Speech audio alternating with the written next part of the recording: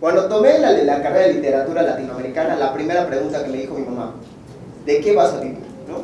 La típica pregunta que te anima, ¿no? ¿De qué vas a vivir? Estudiar literatura en un país que dicen que no leemos. Qué complicada fue la chamba, ¿no? De decir, bueno, sí, me voy a aventar. Y créeme que ha sido muy difícil, muy difícil, porque estudiar literatura no solamente es leer libros, sino hacer que la gente se entusiasme por los libros. ¿Bien?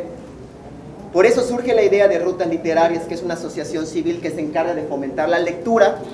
Y lo más importante, dicen que los niños, que los jóvenes, que los adultos no leen. Mentira, sí leen. ¿Qué leen? Es la diferencia. ¿Qué buscan las estadísticas institucionales de Conaculta que leemos, no? Bueno, leen los lectores canónicos. A mí me ha pasado mucho que los triángulos, los cuadrados y los círculos de lectura no funcionan. Ya acabamos todas las figuras geométricas de lectura y no incidimos en que los jóvenes lean. ¿Pero por qué no leemos? ¿Se han puesto a pensar? Véanlo. Cuando se invita a actividades académicas y culturales, hay un temor de que me voy a aburrir, me voy a fastidiar. Entonces, si hacemos los mismos procesos mecánicos y sistemáticos, vamos a obtener los mismos resultados mecánicos y sistemáticos. Entonces, me puse a leer a un estudioso que se llama Daniel Pennac. Y Daniel Pennac dice, mucho importa lo que se dice, pero más importa cómo se dice. Y bueno, y con ese estandarte de la literatura para todos, hace 4 años, antes de egresar de la licenciatura en literatura latinoamericana, fundamos una asociación civil que se llama Rutas Literarias. ¿Por qué Rutas Literarias? Porque vamos a donde nadie llega. ¿Bien? Muchos dicen, sí, fomentamos la lectura. Te esperamos en San Pedro Juárez, Tizimín, a 20 minutos de Tizimín, donde solo llega el canal 9. ¿No? Te invitamos a las casas de los ancianos a que vayas a fomentar la lectura. Es que no ven, oye, literatura visual. Fuimos trazando senderos, pero no nos quedamos únicamente con esa palabra estática de leer. Leer significa decodificar. Así cuando vamos al Donosus a comprar nuestro frijol para comer el domingo. Si falla el código, nuestra cabeza es la caja registradora. Entonces nosotros en el Comité de Rutas Literarias decíamos, ¿cómo podemos inquietar a los estudiantes a empezar a leer? Bueno, de esta manera. No leer a lo mejor una ponencia de lectura, sino mostrarles mi experiencia. Y así empezamos a fomentar la lectura con niños, con jóvenes, con adultos. Bien, la idea principal que quiero que quede de esta pequeña charla es que leer ya no se necesita únicamente un libro. Se lee de muchas maneras. Yo como les pregunto a mis alumnos, ¿con qué leemos? Y la típica respuesta, con los ojos. Sí, ¿cómo le harán las personas que no tienen la ventaja de ver? ¿Con qué leen? Yo me pregunto, ¿el reggaetón es poesía? Atrévete, ¿será poesía? ¿No? 3 principios básicos de la poesía: ritmo, forma y estética. ¿Quién dicta la estética? La ciencia que se encarga del estudio de la belleza la dicta del canon literario. Si ustedes por donde lo busquen, esas canciones tienen ritmo, forma y contenido, que no son consideradas poesía por un canon literario arbitrario bueno. ¿Y qué pasa con el chamaco o nosotros queremos entrar a un círculo de lectura? ¿Qué estás leyendo? Ay, pues estoy leyendo a Paulo Coelho. Uy, no. Este círculo de lectura únicamente es para canónicos, ¿no? Octavio Paz. ¿Y qué vamos haciendo? Vamos convirtiendo a la lectura en lo que fue en un principio, la cultura de élites. Antes la cultura era de élites. Únicamente podía adquirir o accesar a la cultura la persona que podía pagar por la cultura. Ese concepto de que la lectura es para todos tendrá aproximadamente unos 400, 500 años, menos a lo mejor. Pero la lectura era elitista. Lo que nosotros hacemos desde la gestión cultural y desde la educación es decir, hey, hay grandes historias de grandes escritores, te invito, pero no te forzo, te voy inquietando. Por eso el eslogan de la asociación es crear inquietudes para construir realidades. Si tú me dices, es que odio leer, como dicen los alumnos, ok, ¿qué te gusta? Ay, me gusta la cocina. Ah, mira, Mayra Santos Febres tiene un cuento que se llama Marina y su olor, acerca de una mujer que cocina y a través de los aromas se va enganchando y crea historias. Ah, qué bonito. Es que me gusta el cómic. Momentito, Edgar Allan Poe a través de Marvel sacó una revista donde los mejores caricaturistas de Marvel ilustraron los cuentos de Edgar Allan Poe. Hay que cambiar los procesos. Como dice el diplomado de profesionalización docente, ya el maestro no es el que sabe, Es el alumno que desea compartir y el docente tiene que guiar esas experiencias de aprendizaje. ¿Qué rutas literarias? Gestamos consumidores culturales. Hace un ratito me estaban entrevistando y me preguntaban, oiga, ¿y usted qué opina de las estadísticas de lectura? No les creo. Yo no les creo. Dicen que no leemos. Discúlpeme, pero perdónenme. Paso a las 7 de la mañana en el parque de Correos, ¿lo ubican? El 80% de las personas están leyendo. ¿Qué lee? De peso, novelas, vaquero, pero están leyendo. Entonces, en ninguna estadística dice, lees novelas vaquero, pero están leyendo. ¿Pero por qué? Porque de entrada las instituciones están excluyendo. ¿Y qué pasa si una persona dice, oye, ya leí la novela El Vaquero, quiero empezar a leer otras cosas? Lo vamos incluyendo, vamos trabajando esa inquietud de leer novelas vaquero y a lo mejor se lee a Manuel Paino, ¿no? A lo mejor se lee El Fistón del Diablo. Y quién sabe, a lo mejor hasta Don Quijote de la Mancha. Pero ¿qué pasamos? Si le cerramos la puerta antes de entrar, excluyen. ¿Alguna vez alguien de ustedes ha sentido excluido de la literatura, en una clase de literatura? Que su docente les empieza a hablar de escritores que ni siquiera conocen, que ni siquiera tienen a lo mejor el interés de conocerlos, pero ahí los hacen estudiar. Bueno, pues a través de la herramienta de la transversalización de la literatura, se pretende que todas las materias se sumen a que ustedes lean. ¿Por qué creen? Porque leen en biología.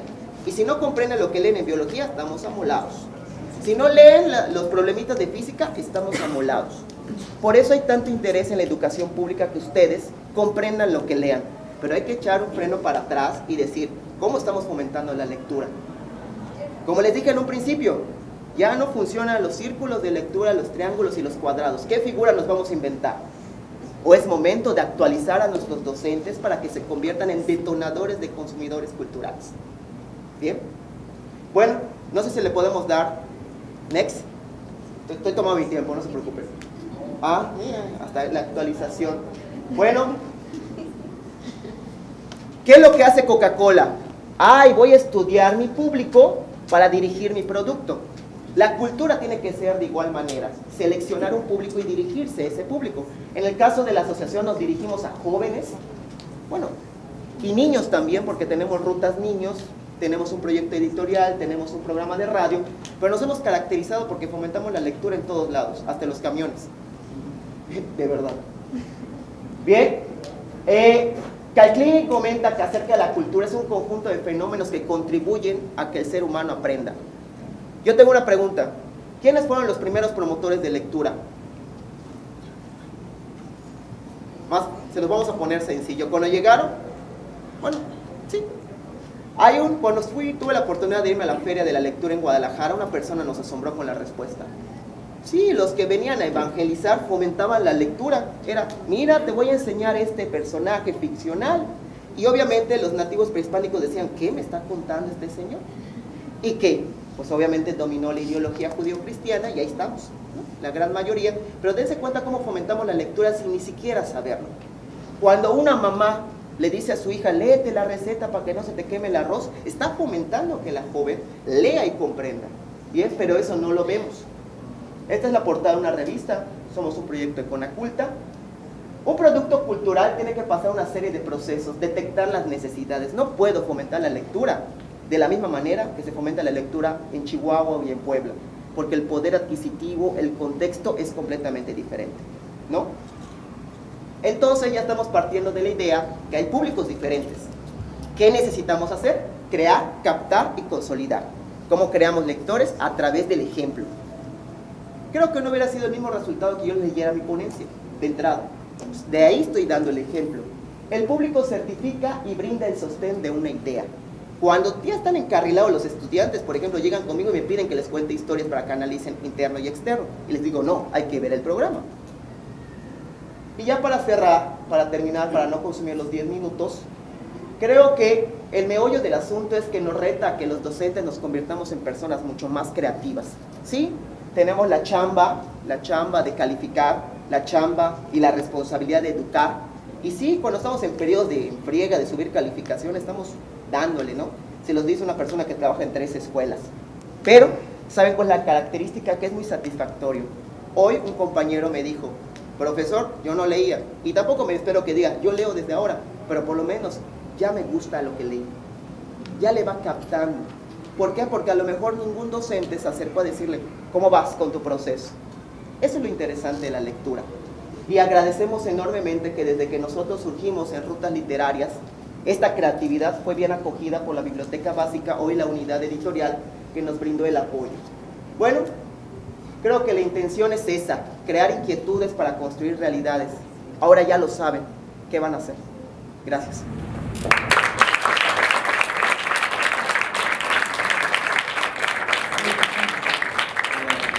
Hicimos en conjunto, la Universidad Modelo, la Escuela de Arquitectura de la Universidad Modelo, con la Escuela Normal de Educación Preescolar. ¿Sí?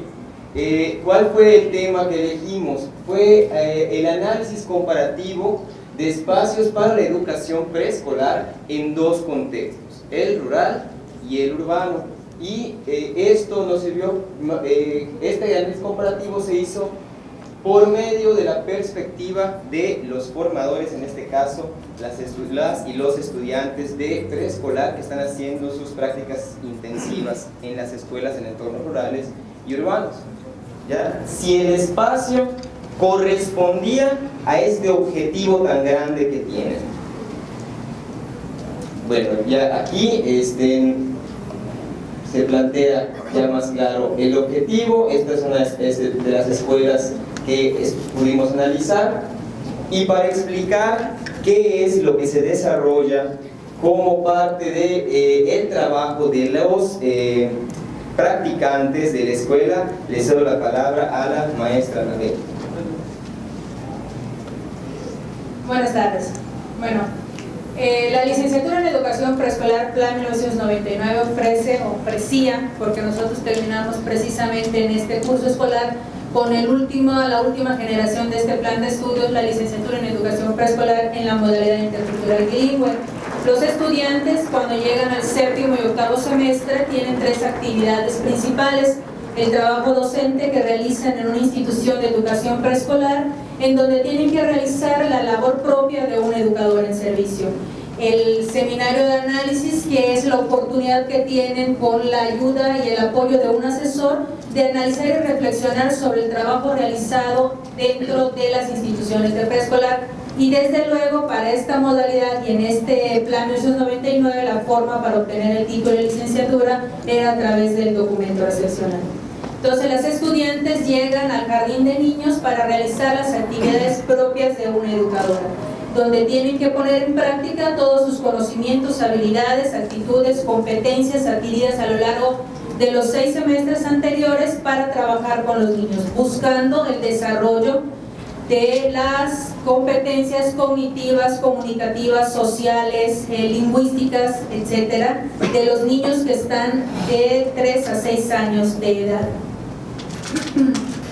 En cada una de esas actividades, las estudiantes tienen que involucrar todos los conocimientos adquiridos, todas esas habilidades, para poner en práctica situaciones que le permita al niño de edad preescolar también facilitar adquirir conocimientos, habilidades y competencias en los campos de desarrollo propios para la edad.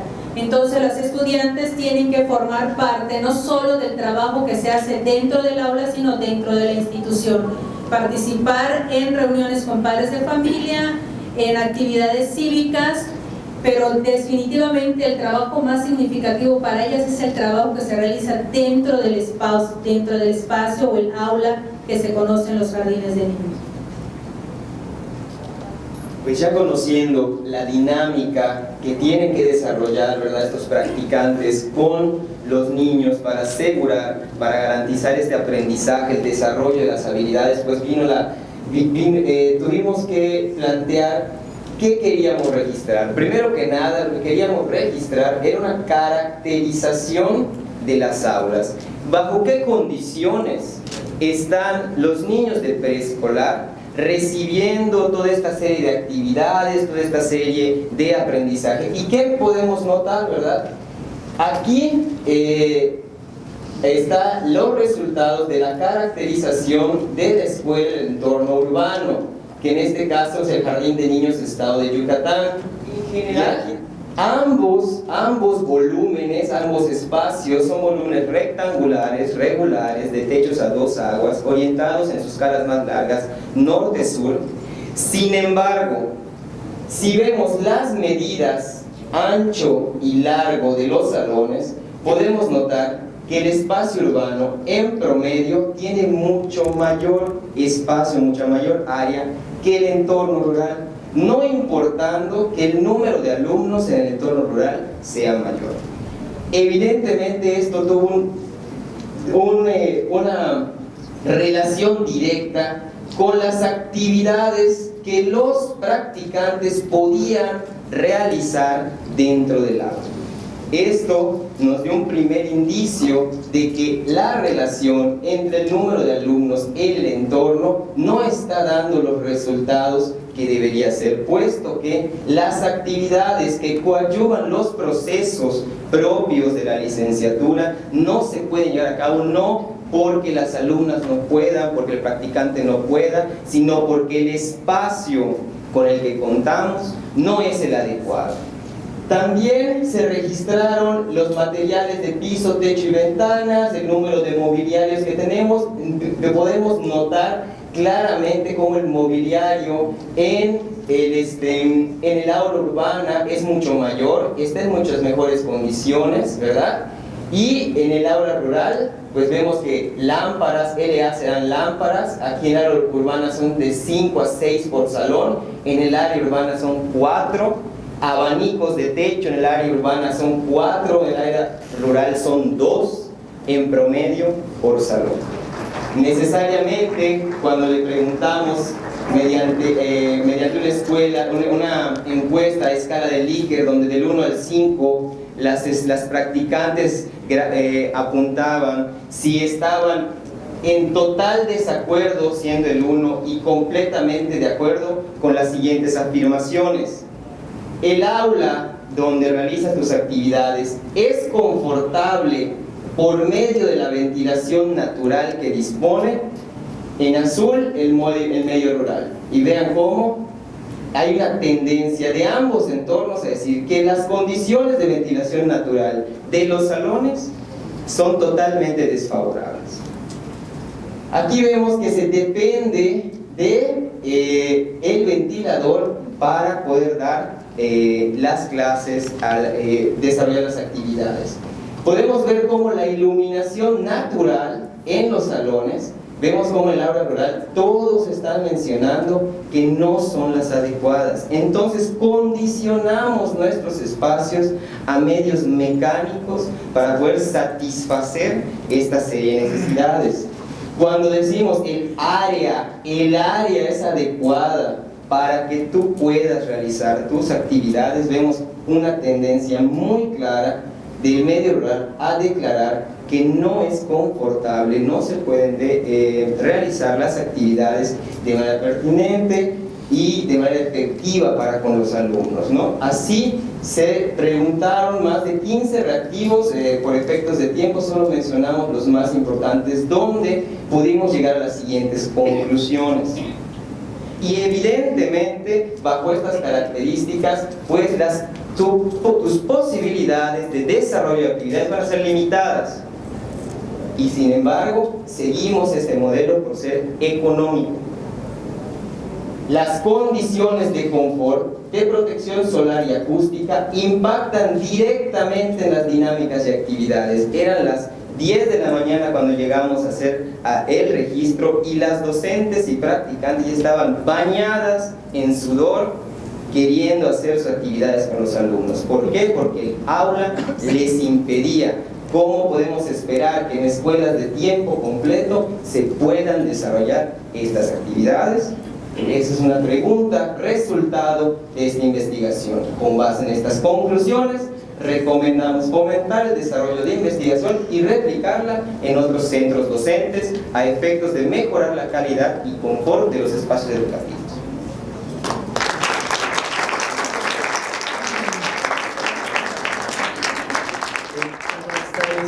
Yo no suelo utilizar tanta tecnología y bueno, antes que nada quiero agradecer a la Secretaría de Educación por la invitación me interesa mucho el tema desde el punto de vista de creador y como coordinador de eventos, gestor de eventos. Creo que es muy importante el estar siempre en una comunicación con los educadores. Pero si volvemos la vista un poco hacia la realidad, veremos cómo no ha sido posible encontrar los mecanismos para que tanto la educación como la cultura sean tratados de acuerdo a las circunstancias que demandan las diferentes regiones de nuestro país y los problemas particulares de cada espacio. Por un lado, hemos sido testigos de las más recientes disposiciones en cuanto a política educativa impulsada desde las más altas esferas de nuestro país y que apenas está iniciando su operatividad en el territorio que conforma nuestra nación. Por lo que siento muy temprano el momento para celebrar y un poco tarde para pensar que tantos años de aparente calma, ¿no?, se vean transformados sin la resistencia natural del ser humano. Sin embargo, creo que impera la voluntad positivista y en pro del mejoramiento de las acciones, planes y programas educativos para que con miras a un futuro no tan lejano podamos contar con niveles educativos mucho menos incomprensibles y la diferencia sea notable en los campos de la economía, la ciencia, la tecnología y desde luego las humanidades. Por otro lado, el papel del arte como factor de suma importancia para el desarrollo de las sociedades ha quedado plenamente demostrado en diferentes países y en diferentes épocas. Sin embargo, en México todavía no podemos cantar himnos victoriosos, pues a pesar de lo recorrido y aportado, todavía se considera superflua la actividad artística, ya sea desde el terreno de la creación como en el terreno de la difusión y mucho más en el terreno del consumo. Y es que uno de los principales problemas que visualizamos es la abismal distancia que se va construyendo entre estas dos palabras. Pues cuando hablamos de educación, de inmediato nuestra mente se concentra en una serie de temas y situaciones que, lejos de ser entendidas como parte medular de las artes, se trabajan y se promueven como si fueran temas de un interés particular y por consiguiente de diferente naturaleza. ¿Cuántas veces no hemos escuchado la voz de los padres de familia aconsejando a sus hijos a que no se dediquen a estudiar arte si no desean tener un futuro incierto y lejos de una economía saludable? O primero terminar una carrera de futuro, entre comillas, como si eso existiera, y después dedicarle el tiempo libre a la persecución de un lujo, un hobby o una ocupación relajante, como puede ser la práctica de una disciplina artística. Hace algunos años, mientras trataba de estructurar unos planes de estudio para una escuela de artes visuales, pude distinguir cada uno de los problemas que se acumulan en la relación arte y educación. Me involucré en las técnicas y los procesos tanto de la enseñanza como de la metodología, o mejor dicho, pedagogía de las artes y sus respectivas complicaciones. Creo que de ahí parten algunas de las premisas que quisiera compartir con ustedes ahora, con la finalidad de acortar las distancias y afinar detalles que podrían haber pasado a formar una especie de nube y que me permito observar a detalle en adelante. Uno de los primeros pasos que habrá que dar sólidamente es con los padres de familia y su trasnochada visión de lo que significa el arte y la cultura, sobre todo tomando en cuenta el paso de la historia y su consecuente evolución. No es posible seguir repitiendo casi sin pensar los mismos conceptos en cuanto al arte y las formas de producirlo, distribuirlo y consumirlo. Si podemos enseñar a los padres de familia que el arte será una gran herramienta para el desarrollo cognitivo de sus hijos y que al mismo tiempo le aportará un sentido de disciplina, de responsabilidad y de autocrítica como elementos que, aplicados a otras materias de estudio, favorecerán la evolución cualitativa de la educación de sus hijos, estaremos obteniendo una estructura mucho más sólida desde la cual arrancar el andamiaje de una para una correcta enseñanza de las artes y, por consecuencia, una proyección hacia la cultura mucho más sólida. Nunca ha sido necesario que una persona se proponga estudiar una disciplina artística con la finalidad de dedicarse únicamente a la producción, es decir, de convertirse en un artista.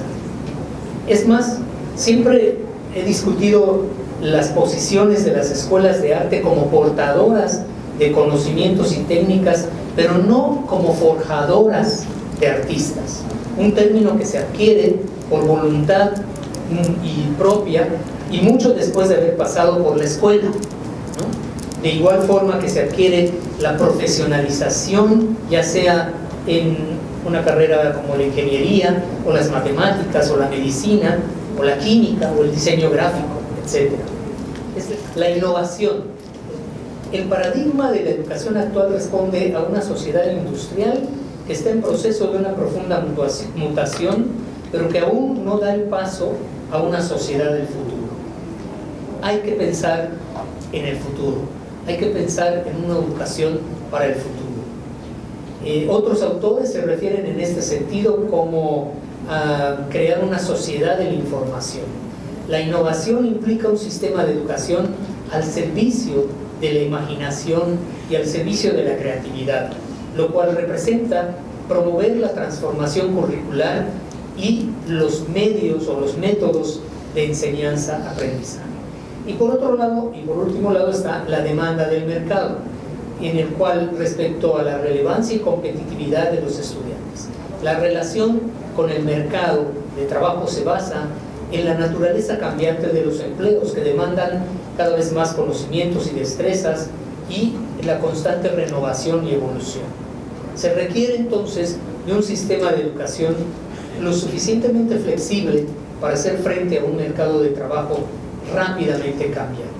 En la actualidad, los métodos educativos, los métodos de las academias de arte, los métodos de la enseñanza de arte, los métodos de introducción a las artes en las escuelas preescolares, de educación primaria, de educación secundaria, preparatoria y posteriormente ya las de la escuela superior, están basadas en metodologías que ya están francamente superadas o que están a punto de estar superadas por esos altos sistemas tecnológicos que tenemos en la actualidad. Entonces, desde ese punto de vista hay que innovarnos todos los días, tratar de ser mucho más competitivos, tratar de alcanzar metas mucho más coherentes con los tiempos que estamos viviendo y ser mucho más flexibles. Necesitamos flexibilizar mucho más la metodología de cómo aplicar los conocimientos, cómo estructurar los métodos para hacer mucho más competitivas las demandas del público y poder ser capaces de enseñar arte y cultura a las nuevas generaciones. Muchas gracias. Bueno, pues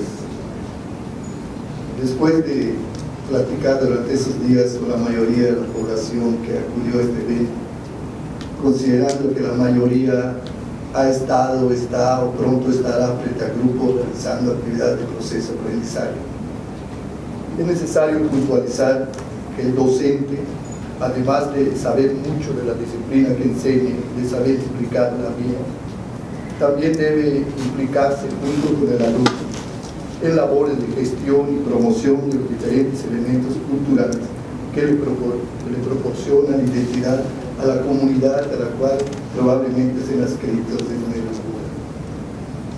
Considerando que la cultura es un conjunto de elementos de índole material y inmaterial que incluyen las creencias, el arte, la moral, los derechos, los usos y costumbres, así como también los hábitos, actitudes y aptitudes adquiridas por los hombres y las mujeres en su condición de miembros de una sociedad. Entonces, esta es la que regula, es la cultura la que regula y estructura las formas en que los sujetos dan sentido a su propia vida. Propiciar el desarrollo cultural implica comprometerse con la creación de espacios donde se trabaje, se preserve y se rescate el sentido sociocultural, el papel de la tradición y de todas las costumbres, conductas, carácter y personalidad como parte esencial del desarrollo y de su propia integración. Gestionar y promover en la escuela espacios y condiciones para que desarrolle la cultura es una invitación a investigar para conocer las bases culturales que le dan fluidez a la vida diaria de nuestra comunidad y a la contribución que como actores principales en el escenario de la creación del arte rescatamos y valoramos su sentido social. La gestión cultural es una labor profesional que nos pone en contacto a la sociedad con la cultura a través de planes y programas tales como fomentar la participación ciudadana en diversas actividades culturales, gestionando proyectos para desarrollar la posibilidad cultural de un grupo determinado. La gestión implica comprender las implicaciones que tiene la cultura en la humanidad. Puede y debe contribuir a crear una sociedad que valore y aprecie que vivir la cultura es parte esencial de su calidad de vida y la manifestación máxima de su espíritu como ser humano. El docente gestor debe trabajar, dialogar, convencer, recoger iniciativas y darles un método, involucrando a los alumnos en los proyectos, buscando definir una misión acorde a los valores, actitudes y visión del mundo en que se pretende vivir. El promotor cultural debe ser una persona que crea en el ser y en la humanidad, que tenga conciencia sobre la necesidad de desarrollar la sensibilidad espiritual depositada en las tradiciones y costumbres de su sociedad. En consecuencia, un docente promotor cultural debe ser un líder en su comunidad, que encauce sus conocimientos, habilidades y actitudes en el desarrollo de actividades que generen el perfeccionamiento del espíritu humano y que le permita elevar la calidad de vida del grupo social en que hoy se sirve. El promotor cultural debe realizar un diagnóstico para reflexionar, conocer y estudiar sobre los elementos culturales de la comunidad que pretende interactuar. Con ello, sus proyectos y acciones podrán lograr la revitalización de los elementos culturales, otorgando a sus ciudadanos una identidad que les permita saber no solo quiénes son y de dónde vienen, sino también determinar a dónde desean ir, a través de sus recuerdos, sentimientos y valores. La identidad cultural misma le debe otorgar al ser humano un rostro y un corazón, no solamente vincular y propiciar el desarrollo cognitivo, sino también enfocarnos hacia las actitudes, para que de acuerdo a las antiguas culturas, la persona que dirige un evento no solamente tenga conocimiento, sino también actitud, y en consecuencia posea un rostro y un corazón maduro. El promotor cultural en primera instancia no puede crear cultura, en primera instancia, ni llevarla a la comunidad. Más bien debe alentar, auspiciar, fomentar y promover el trabajo cultural comunitario. Cierto que en ocasiones tendrá que incorporar mecanismos externos para lograr su tarea, pero eso debe ser siempre con un total respeto y apego a los usos, tradiciones y costumbres de sus comunidades. El docente como promotor cultural no solo se debe caracterizar por su papel de facilitador educativo, sino también por su rol como agente de cambio que favorece, propicia y dinamiza las potencialidades culturales de su institución escolar y de su propia comunidad, fortaleciendo de esta manera el sentido de pertenencia, la identidad local, regional y su concepto de patria. Considerando la cultura como el único elemento que humaniza el desarrollo material y económico de las sociedades en la actualidad, entonces la promoción y gestión cultural que el docente realiza se convierte en un acto de amor, de fe del hombre y de la humanidad, y de conciencia de la fuerza espiritual que posee todo ser humano. Cuando estamos realizando actividades docentes frente al grupo, muchas veces, como comentaba un ponente anterior, la gestión administrativa nos ocupa mucho. En ocasiones nos sentimos no solamente agotados, sino saturados. Pero hay muchas cosas más por hacer. La formación integral a la que nosotros debemos llevar a nuestros estudiantes, para que posteriormente repliquen esa actividad de su comunidad. Como su mismo nombre lo dice, debe ser una educación integral. holístico, que desarrolle no solamente sus procedimientos, sino también sus habilidades, sus actitudes. Muchas gracias. Ok, nosotros somos una universidad pública federal. Estamos ubicados en José María Morelos, Quintana Roo, kilómetro 50, camino a Chetumal, en medio, donde para el autobús clase europea, ahí estamos. Bueno, ¿cómo nosotros vemos el sistema intercultural de educación? Nosotros respetamos la cultura, pero también sabemos que ellos van a estar en contacto con el modelo occidental de educación, que es el que nosotros manejamos, o con el que nosotros fuimos educados realmente. Entonces, en base a ese choque de culturas, ellos crean su propio conocimiento, sin perder su identidad. Muy bien. Entonces, ese es el programa. Básicamente, nosotros hacemos las conexiones para que nuestros estudiantes vayan a estudiar a otras instituciones, tanto dentro del país como en el extranjero. Así como recibimos mucha gente, sobre todo de Estados Unidos, interesados en la cultura maya. Tenemos muchos becarios Fulbright, no sé si conocen el programa Comics Fulbright, una cantidad impresionante de gente que habla maya, norteamericanos, mejor que nosotros. Es la verdad, a mí me asombra. Llegan estos norteamericanos, tienen una habilidad de comunicación que nosotros deberíamos tener, si somos de acá, sobre todo nosotros yucatecos, deberíamos de fomentar. Bueno, entonces nosotros ayudamos sobre todo a los estudiantes. A los colegas, sinceramente, los orientamos, pero a los estudiantes sí los ayudamos. ¿Por qué razón? Porque son niños que no saben qué es un pasaporte, no entienden la diferencia entre un pasaporte y una visa, que hay que ir al consulado. Y nos han pasado una serie de experiencias desgarradoras, de verdad. A mí me molesta mucho cuando llega un estudiante y me dice: ¿sabe qué, maestra? Fui para buscar mi visa de estudiante porque me aceptaron en la Universidad de California, Long Beach. Solamente me vieron y me devolvieron mi carpeta. Ni siquiera la abrieron para ver que yo estoy aceptada para estudiar allá. No me hicieron caso, maestra. Es una de llamadas al consulado americano para decir: ¿cómo es posible? Eso es en contra de los derechos humanos. ¿Cómo se atreven? No es correcto. Esa es nuestra realidad. Eso, qué bueno que ustedes normalistas lo escuchan, porque muchas veces ustedes van a ser abogados de sus estudiantes, sobre todo los que tienen origen maya. Es la verdad, así son las cosas. Bueno, nosotros, les digo, creemos mucho en el respeto hacia la cultura maya y también la creación de nuevo conocimiento. Lo que nosotros hacemos en la oficina, hacemos convenios, en la parte que nos interesa a los estudiantes. Aquí están las carreras que nosotros ofrecemos. Falta la maestría en educación intercultural.